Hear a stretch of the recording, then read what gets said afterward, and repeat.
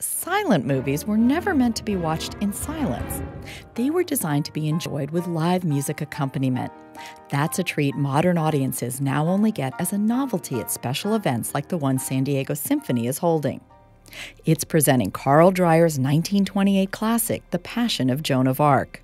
The Fox Theater, where the screening takes place, was built just a year after the film came out and was designed as a movie palace. The Fox definitely was a movie palace, the grandest of its kind at that time. So it was the A ticket. I believe an admission to see a show here was something in the neighborhood of $2, which in those days might well have been half of your monthly entertainment budget. So it's the perfect venue to make an event out of a screening of a nearly century-old film, says San Diego Symphony's J.D. Smith. William Fox was very much a believer that the entertainment started at the front door, not just what was going on the screen of his movie palaces. So there's a lot of rich detail. Like Art Deco detail in the rotunda, or a water fountain that once flowed in the lobby.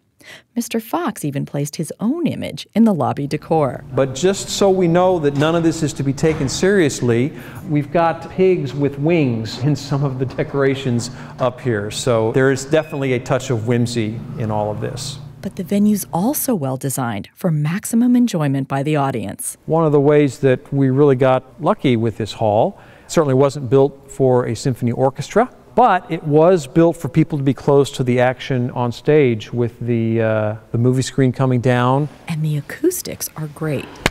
It's about a 50-50 mix between the surfaces that are more smooth and the surfaces that have all of the moldings and the craziness going on.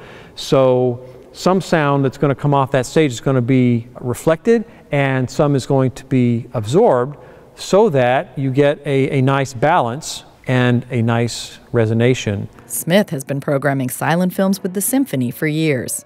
I always knew that at some point I wanted us to show Carl Dreyer's The Passion of Joan of Arc. I always knew that I wanted some kind of a special treatment for this movie, not just the organ. And at the same time, one of our symphony musicians, our violinist John Stubbs, he has a musical group that he directs called Luscious Noise, and he had the idea at some point that he might want to also screen The Passion of Joan of Arc with music that he happened to hear along with it when he was just at home one day, and that's this John Luther Adams piece in The White Silence. And so this is happening.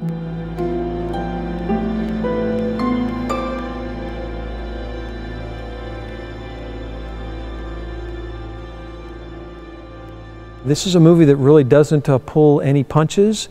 It's quite historical for a number of reasons. Number one, it was one of the very first docudramas in that actual transcripts from Joan's trial are the basis of a lot of the dialogue of the film. I find it a remarkable film because it's a film about a woman who is finally allowed to speak, but she isn't really heard. They don't really listen to what she is saying because the men running the trial have their own agendas, and it all comes to a terrible end. It's inexorable, and you feel that as you're watching the film, and I think John Luther Adams' music will be a good reflection of that. The film on its own is quite striking and memorable, one of the greatest films ever made, bar none.